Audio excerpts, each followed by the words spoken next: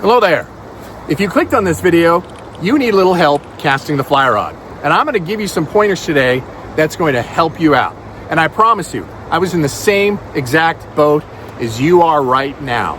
I started out not knowing how to cast. I was the worst caster on the planet.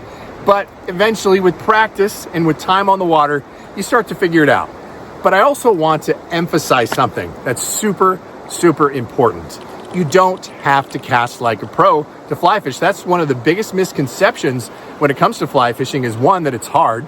It's not hard, and you got to make this perfect cast, otherwise everyone's going to laugh at you. No one casts a fly rod perfect. I've been doing it for 40 years, and I still put flies in trees. I still get stuck on the bottom. I still stack all the line in front of me at times. It just happens.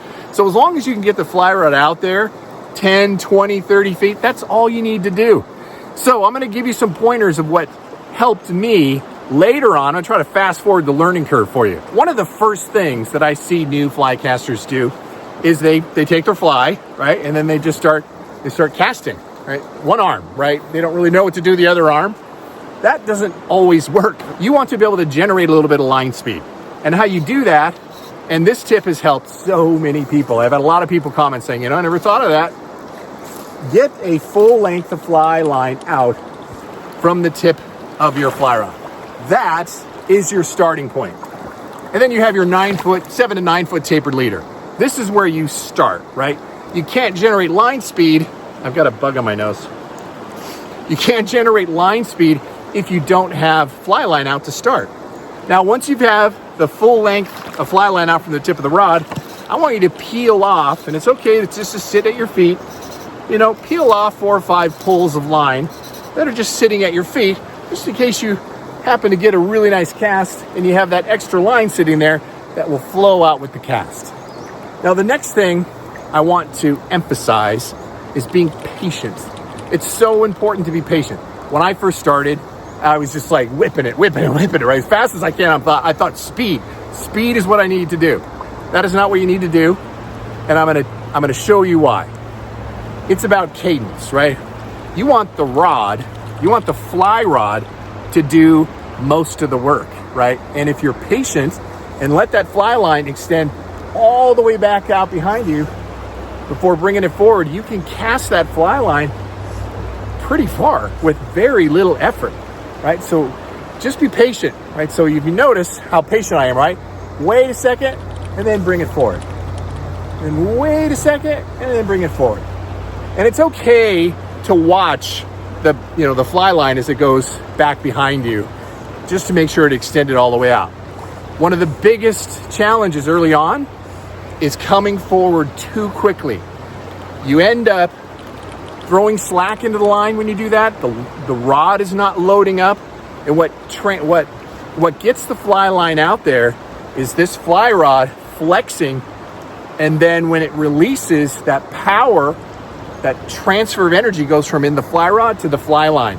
That's kind of the dynamics of fly fishing, right? Has to do with both the fly rod and line speed.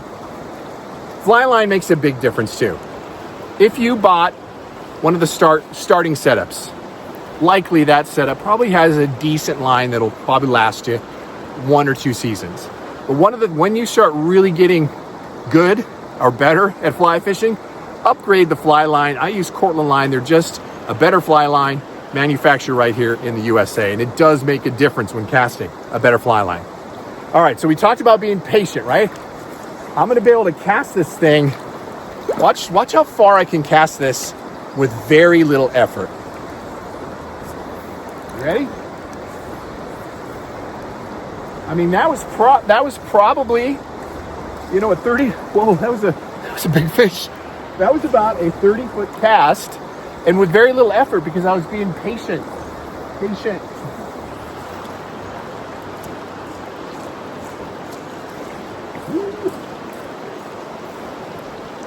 There's a large fish in there. So patience really is the key. And you'll also notice, right, in your brain, don't let the fly rod go back any further than 10 o'clock, right? No further back than 10, no further forward than 2. That old 10 and 2, Some people call it old-fashioned, but it works. Anyone that I've ever taught how to fly fish that ends up going too far back, and too far forward, and they're doing it too quickly, as soon as I tell them, hey, mental discipline, right, between 10 and 2, all of a sudden things start to click, and they get the fly line out there.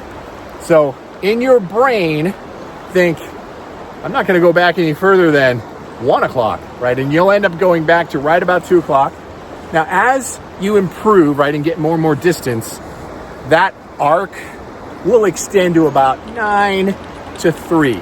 But to start out, and shorter casts even like 11 to 1, but to start out, have that mental discipline in your brain, no further back than 10 o'clock, no further forward than 2, 10 and 2.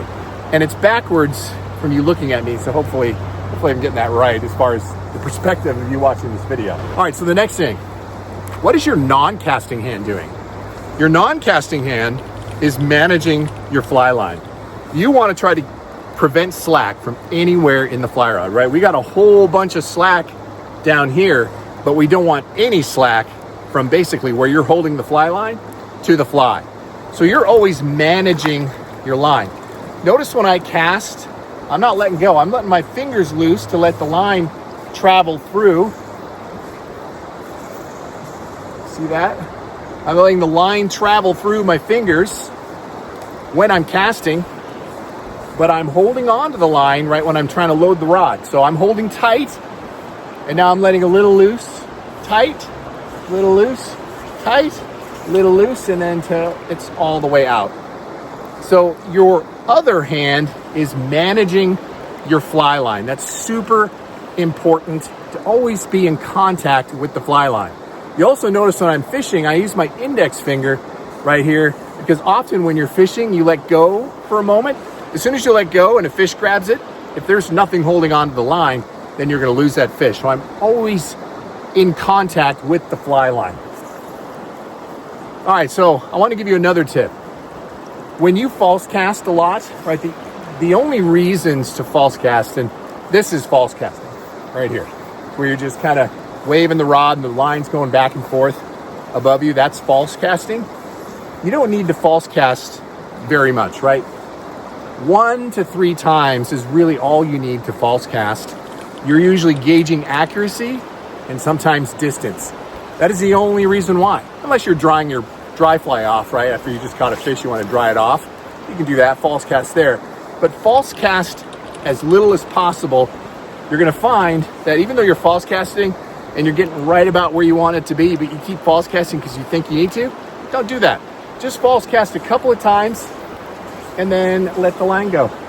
And just like that, I cast probably 35 feet, which is far enough. All right, so I'm going to demonstrate. Watch how little I false cast and how far it goes up.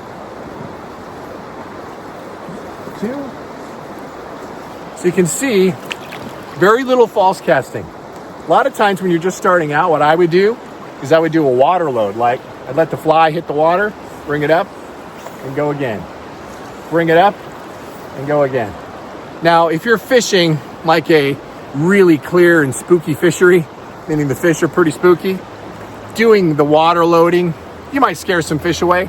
But if you're in off-colored water, or if you're fishing streamers, it doesn't matter as much, or if you're fishing lakes. But water loading can help you out in the beginning. But try to false cast as little as you can. And finally, my last tip is give yourself permission to fail. And see, there you go. I just got a fish. Give yourself permission to fail, because casting a fly rod is fun. It's rewarding. Even the little fish feel big. Excuse me for 1 second here. That is a beautiful fish. All right. Even the little fish feel big on a fly rod, but give yourself permission to fail, right? You don't need to cast it a country mile to catch fish. A lot of fish are literally right in front of you. Often fly fishers that will go into a river, they'll see this beautiful spot that they want to hit, but they'll forget to cast right in front of them first, right? Because a lot of times the fish are right in front of you. So you don't need to bomb it out there 60 feet to catch a fish. All you need to cast it out is 30 feet, but give yourself permission to fail. You're going to get into the trees. You're gonna have some casts that really work out and it's gonna feel good, and you're gonna have some casts that suck and gonna create a little frustration, right? I've been there. It still happens to me today. But once you get into the rhythm, maybe even go out to your park and practice, or in your backyard or your front yard if you have enough room, or just go out to, your favorite river and just work on the casting part, and just catching a fish becomes a bonus. So, thanks so much for tuning in.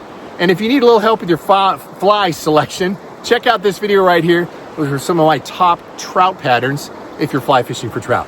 All right, everybody, thanks so much for tuning in. Until the next time, fish on.